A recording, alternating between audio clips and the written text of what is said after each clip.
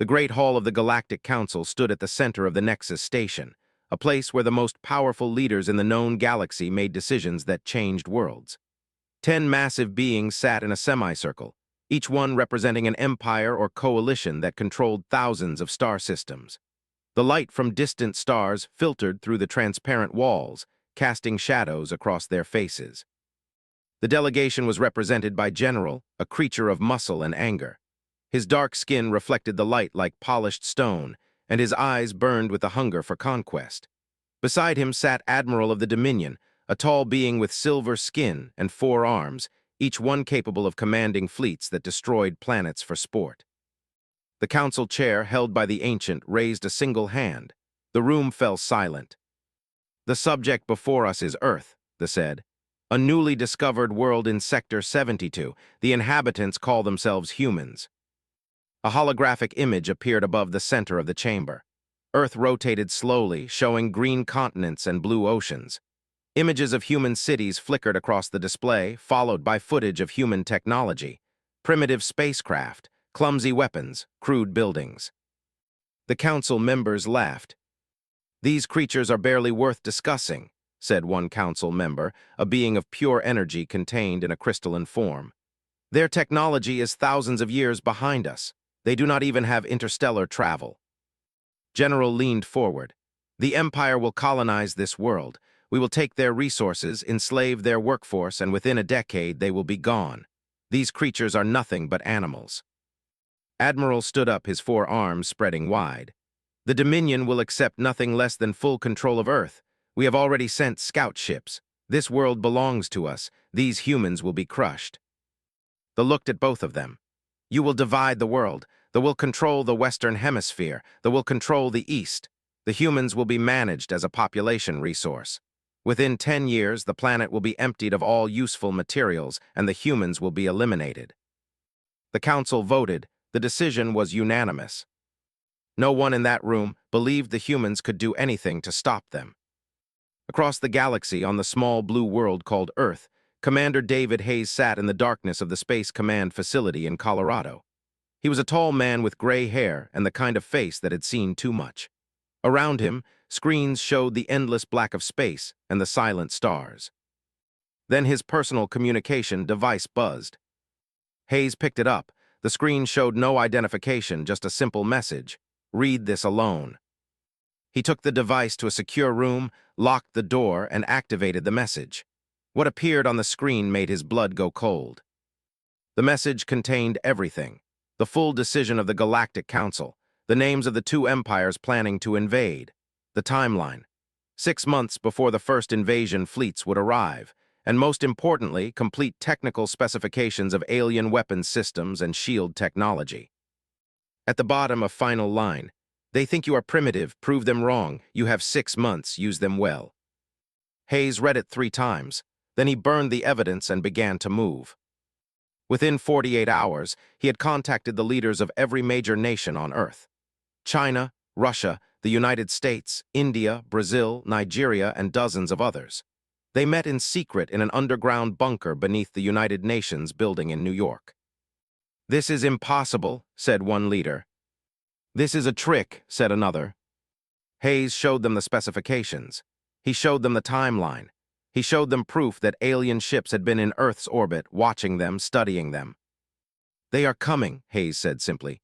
"In 6 months they will arrive. They will take our world. They will kill us, or we stop them. But we cannot stop them divided. Every nation, every military, every person on Earth must work together, right now, today, or humanity ends."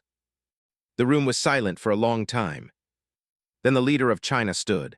"Earth is one world. We are one people. I will commit my nation to this defense." Russia stood next. Then America. One by one, every nation agreed. Hayes left the meeting with something that had never existed before: the world's military united under one command, one flag, one goal: survival. In the mountains of Colorado, in hidden facilities across the globe, work began. Humans took the alien specifications and began to build. They took the alien technology captured from probe ships and began to reverse engineer it. Scientists worked without sleep. Engineers built weapons systems that should not be possible. Soldiers trained for combat they could barely imagine. Hayes stood in the main command center and looked at the faces around him. Young people, old people, men and women, they all knew what was coming. They all knew the odds were impossible, but they also knew there was no other choice. 6 months passed like a heartbeat. When the first alien detection warnings came in, Earth was ready. Barely ready, but ready. Thousands of ships were being built. Millions of soldiers were trained. Every defense system was in place. Hayes received a final message on the private channel that had first warned him. It simply said, "And the scout ship descended through Earth's atmosphere, its hull glowing hot from the friction of entry. Inside, the crew felt no fear. They had come to a primitive world to gather information about the inhabitants before the invasion fleet arrived. They expected no resistance whatsoever. What they found was death. 3 human missile systems, hidden in the mountains of Alaska, activated simultaneously. The weapons were hybrid technology, a combination of Earth's best weapons and alien systems captured from previous probe ships. The first warhead struck the scout ship's starboard side, tearing through the hull. The second hit the weakened structure and split the ship in half. The third vaporized what remained. The Empire received the distress signal with shock. A primitive human world had destroyed a scout ship. General, commanding the invasion fleet, called it a lucky strike and ordered the full invasion to begin. He was wrong. Captain Laura sat in the combat center on Earth, watching as thousands of blips appeared on the detection screens. The fleet was incoming. Millions of soldiers prepared for war across every continent. The moment had arrived. Humanity would stand or fall in the coming days. "Launch all fighter squadrons," commanded. "Every airfield, every hidden base, send everything we have." The sky over the Atlantic Ocean filled with human aircraft. Thousands of them. They had been built in secret, armed with hybrid weapons, piloted by soldiers who knew they were flying to kill or die. The first landing craft never reached the ground. Human fighters attacked from multiple angles, firing missiles and plasma weapons. The landing craft were armored, but they were not designed to fight advanced combat aircraft. They were designed to land and deploy troops on a world with no air defense. What they found was organized, coordinated, and lethal. One by one, landing craft exploded. Soldiers were killed before they ever touched the ground. In the Pacific, Commander led a different kind of fight. They had sent several massive landing ships toward the western coast of North America, had studied how the aliens fought. They relied on overwhelming force and superior technology. They never expected deception. He sent old naval vessels toward the landing ships, vessels that detected easily. When the enforces focused fire on these decoys, human submarines rose from the depths and fired all their weapons at once. The coordinated strike took down the shields on 3 landing ships. Before the aliens could react, hypersonic missiles struck them. 2 landing ships sank into the Pacific Ocean. Meanwhile, Admiral of the Dominion was receiving the reports from his fleet. Humans were fighting. Humans were winning battles. This was not what he expected, and it made him angry. He sent more ships, more soldiers, more weapons. Colonel Sarah Williams stood in an underground bunker in Europe, watching the same reports. They were committing their forces to the continent, trying to establish landing zones in Germany and France. Williams had a plan that was considered suicide. She gathered her best pilots and told them the truth. "We are going to attack their landing ships directly. We fly straight at them, we hit them, and we do not stop until they are destroyed. Many of us will die, but if we break their momentum, the ground forces can stop them." Her pilots did not hesitate. The fighter squadrons launched from hidden airfields in Switzerland. They came in at low altitude, impossible to detect until they were close. They fired every weapon they had at the massive landing ships. 4 human aircraft hit the first landing ship, their combined weapons fire tearing through its hull and shields. The ship exploded, killing thousands of soldiers inside.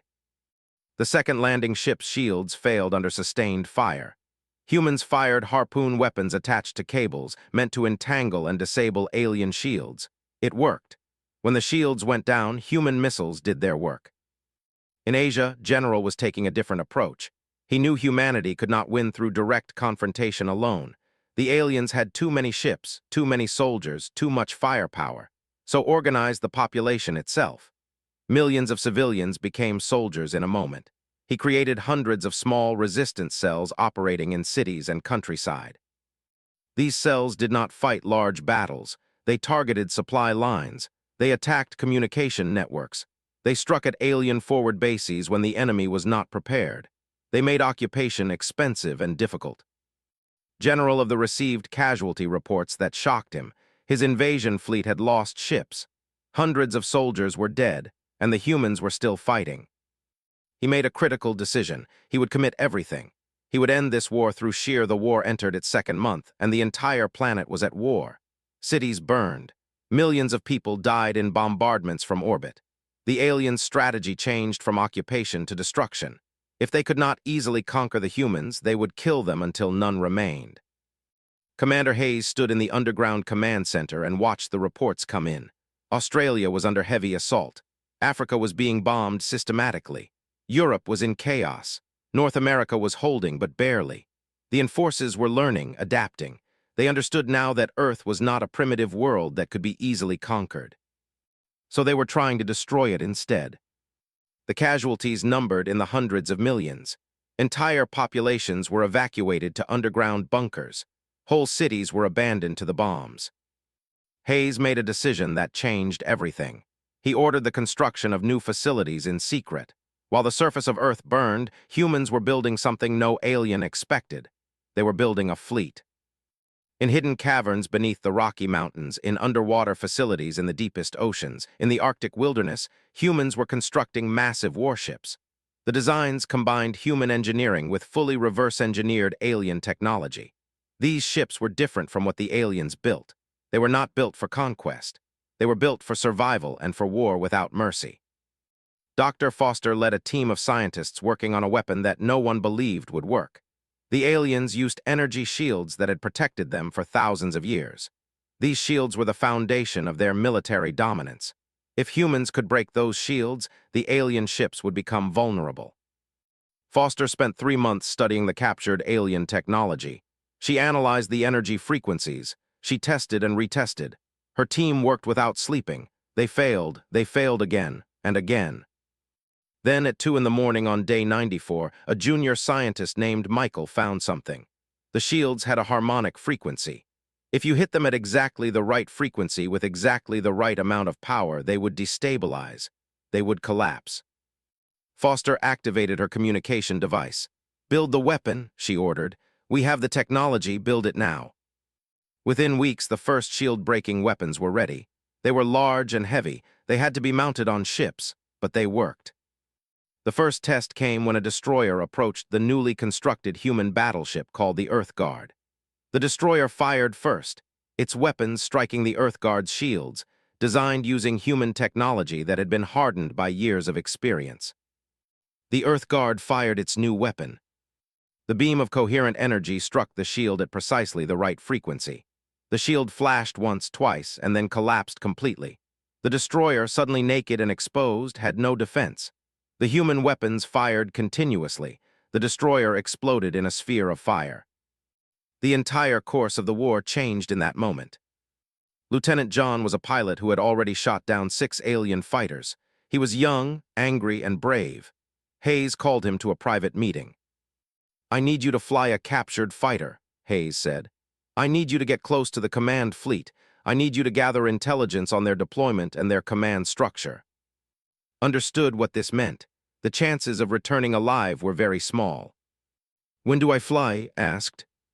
The next morning, piloted a captured fighter directly toward the fleet.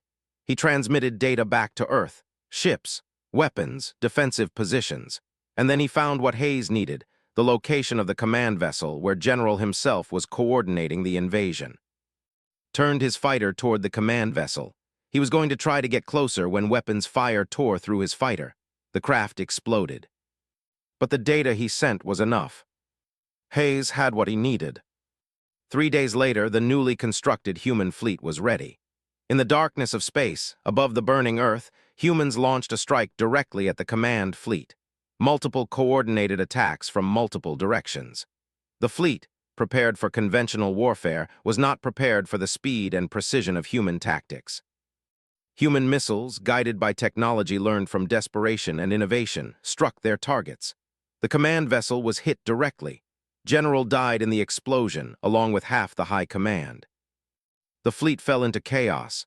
Without central command, they could not coordinate. Without coordination, they became targets for the human fleet. The first alien invasion force was breaking apart. Admiral stood on the bridge of the command vessel and looked at the reports from his fleet. They had suffered significant losses, but this was not a problem it was an opportunity.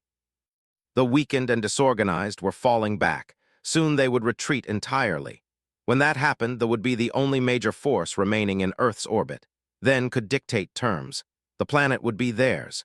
The humans would be subjugated or exterminated, whichever was more convenient. What did not know was that Commander Hayes had anticipated exactly this. Hayes had studied the patterns of alien command. Though, like many advanced civilizations, had lost the ability to expect deception at a fundamental level. They believed their technology was so superior that surprise was impossible. They believed their plans could not be countered. This was their weakness. Hayes had constructed an elaborate trap. The command vessel was broadcasting on a frequency that human sensors could track precisely. The location of the primary Earth Defense Command Center was no secret to the aliens. It was in the Colorado bunker system, and the aliens had attacked it multiple times. They knew exactly where it was. Hayes let them know that he would be there, personally. Admiral, believing the moment of victory was at hand, committed his assault. 1,000 landing ships, 50,000 soldiers, advanced weapons, all directed at destroying the command center and killing Commander Hayes. When the forces began their descent toward Colorado, something happened that never expected. The sky itself seemed to explode with electromagnetic energy. Every ship in low orbit experienced massive power fluctuations. Hayes had activated a network of electromagnetic pulse weapons, constructed in secret at facilities across the globe. The weapons were not designed to destroy ships. They were designed to disable their systems temporarily, and they worked perfectly. At the same moment, human fighter squadrons launched from every hidden airfield in the American continent. Thousands of aircraft. They had been held in reserve for this exact moment. While the ships were disabled, the human fighters attacked. Landing ships, their shields flickering and weak from the EMP effects, began to fall from the sky. Human weapons tore through them. Landing soldiers died before they ever touched the ground. The assault force was being annihilated before it could engage. Above the planet, the remaining fleet attempted to respond. Human warships, the new vessels constructed in secret, rose from Earth's oceans and firing positions. They accelerated toward the fleet, their new shield-breaking weapons already charging. Admiral realized, too late, that he had walked into a trap. Deep beneath the Colorado mountains in the command bunker, Hayes waited. The assault continued. Soldiers, the elite warriors of an empire that had conquered thousands of worlds, broke through the outer defenses of the bunker. They fought their way down through multiple levels, killing human soldiers advancing deeper. Admiral himself led the final assault team. He was a commander who had not seen direct combat in hundreds of years, but his species were natural warriors. He cut through human defenses with 4 arms and weapons that burned with devastating power. Reached the central command chamber and found Hayes waiting for him. The two beings looked at each other. One was a human, limited by biology, standing on his 2 legs. The other was a vastly superior being, equipped with 4 limbs and a body that had been engineered for combat over. But Hayes had something did not have. "You made a mistake," Hayes said simply. "You came here thinking we were primitive. You came thinking we were helpless. But we learned something you forgot long ago. We learned how to fight when we had nothing else." Hayes pressed a button on the console behind him. The docking bay above them opened to the stars, and floating in space just out of line of sight above the command center was humanity's secret fleet, not just a few ships, 100 warships, all new, all equipped with shield-breaking weapons, all prepared to fight. Tried to contact his fleet, no response. His communication systems had been jammed. His remaining ships in orbit were under assault. His invasion force on the ground was being destroyed. Raised his weapons. Hayes raised his hand, and soldiers emerged from the shadows of the command center. Dozens of them, all pointing weapons at. "You are beaten," Hayes said. "Your fleet is broken, your soldiers are dying, your empire is collapsing." Fired. But Hayes had already moved. The human had anticipated the action. He grabbed his upper right arm and drove a blade into the gap where armor did not cover. tried to rotate his body, tried to use his other arms, but Hayes had already fired his own weapon. Admiral fell to the ground and did not move again. In the command center above, soldiers watched as the fleet attempted to regroup and retreat. But they could not. The human ships cut off every escape route. One by one, the vessels were destroyed. Admiral's flagship exploded in a sphere of white light. There began a general retreat from Earth. For the first time since the invasion began, the humans were actually pushing the aliens back. But not all they had fled. General, the new commander, made a decision that would echo across the galaxy. If he could not conquer Earth, no one would. Every warship still in the solar system received the order simultaneously. Launch all weapons toward Earth. The goal was planetary annihilation. If Earth would not be conquered, it would be destroyed. Hundreds of massive warheads were launched toward the planet's surface. Hayes, watching from the command center, activated every defense system at once. Human interceptors, upgraded weapons, shield technology, everything. The defense screens lit up across the planet. Most of the warheads were destroyed in space. But not all of them. Several broke through and struck the planet. Entire regions were destroyed in thermonuclear fire. Continents. The fleet was in full retreat when the first human warship emerged from what the aliens thought was a dead zone of space. Then another, and another, and another. The hidden fleet, the final reserve, humanity's true force. Commander had been given command of this fleet weeks ago, in secret. While the rest of Earth's forces fought the and on and above the planet, this fleet had remained hidden, concealed by technology that made them invisible to alien sensors. Now they emerged, and they were massive. 10,000 human warships, constructed in secret facilities across the solar system, armed with every weapon humanity had developed, shield-breaking technology, hybrid weapons, everything. General of the had made his final mistake. He had believed the humans were committed only to defending their planet. He had not imagined they would have the capability or the will to counterattack. His voice came through the communication system to every ship in the fleet. The Empire came to our world to conquer it. The Dominion came to enslave us. Both empires chose to attack when we were unprepared. Both empires tried to destroy us when they realized we would not surrender. Now they will learn what happens when humanity fights back, not to defend our home, but to destroy those who threatened it. The fleet accelerated toward the forces. What followed was not a battle, it was a slaughter. The ships, damaged from their battles on and above Earth, were no match for a fresh fleet equipped with superior tactics and new technology. Human pilots, who had learned to fight against overwhelming odds, flew circles around fighters. Human warships, coordinated through a communication network the aliens could not penetrate, struck from multiple vectors simultaneously. General fled toward territory, hopping to reach the industrial core worlds of his empire where he could regroup and rebuild. But had other plans. The human fleet did not stop at the outer worlds. They followed the deeper into their own space. When they tried to make a stand at their primary defensive station, they found human ships already there, waiting. Had sent ahead fast cruisers while the main fleet fought near Earth. The station fell. Thousands of soldiers died. General escaped again but lost another fleet. The human fleet pushed deeper. Factories, refineries, shipyards, all critical to the Empire's ability to wage war, all targeted by forces. One by one they were destroyed. Explosions lit up the void of space, massive facilities burning as human weapons tore through them. The Empire, which had existed was being unmade. Meanwhile, Admiral Hayes himself led a different fleet toward the heart of the Dominion. The humiliated by their defeat were attempting to regroup. Admiral was dead. Their invasion fleet was destroyed, but they still controlled their home worlds and their industrial might. They believed they could rebuild and eventually return to conquer Earth. Hayes showed them differently. The human strike force appeared in space without warning. Who prided themselves on their sensor technology and early warning systems never saw the humans coming. Human ships had learned to mask their energy signatures. They had learned to use gravity in ways the aliens never expected. The first human warships emerged directly above a military command center. Before they could activate their defenses, human weapons had already fired. The command center was obliterated. Hayes sent his fleet spreading across territory. They attacked communication hubs, severing the coordination between fleets.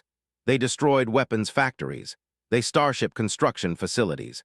They struck at asteroid mining operations that provided the raw materials for weapons and ships. They responded with everything they had, but the humans had learned something they had forgotten. In warfare against a species that was desperate enough to sacrifice anything, superior technology alone was not enough. The humans had learned to fight with cunning. They had learned to use surprise.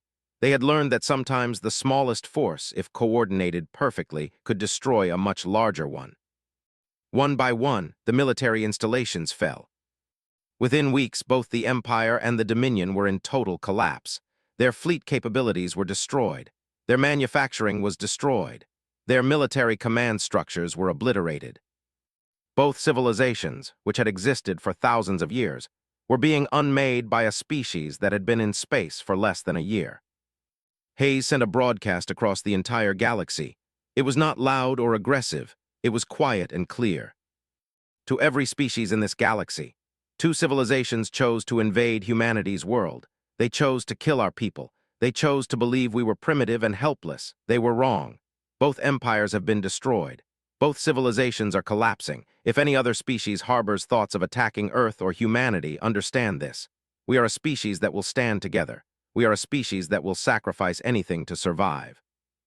And we are a species that, when attacked, will not rest until our enemies are completely annihilated. You have been warned. The broadcast ended. Across the galaxy, species that had ignored humanity's plight suddenly began to listen. Suddenly began to respect this new power that had risen from a supposedly primitive world. Hayes stood in the rebuilt command center on Earth, looking up at the star field above. The planet below was still recovering from the bombardment. Millions were dead. Entire continents had been by fire, but Earth was alive. Humanity was alive. And now humanity was free. The species that had been dismissed as primitive had proven itself to be something far more dangerous and far more capable than any of the advanced civilizations had ever anticipated. Humans had learned to fight for survival, and they had learned to win. In the years to come, Earth would become a power in the galactic community, not through conquest or domination, but through the simple fact that other species now understood something fundamental about humanity. When you attacked them, they did not beg for mercy. When you threatened their extinction, they did not surrender. When you told them they were primitive, they showed you the error of your judgment. Earth had risen from desperation and built an empire from the ashes of those who had tried to destroy it, and no other species would ever make the same mistake again. Were shaken by explosions. Millions more humans died in the final moments of the alien invasion.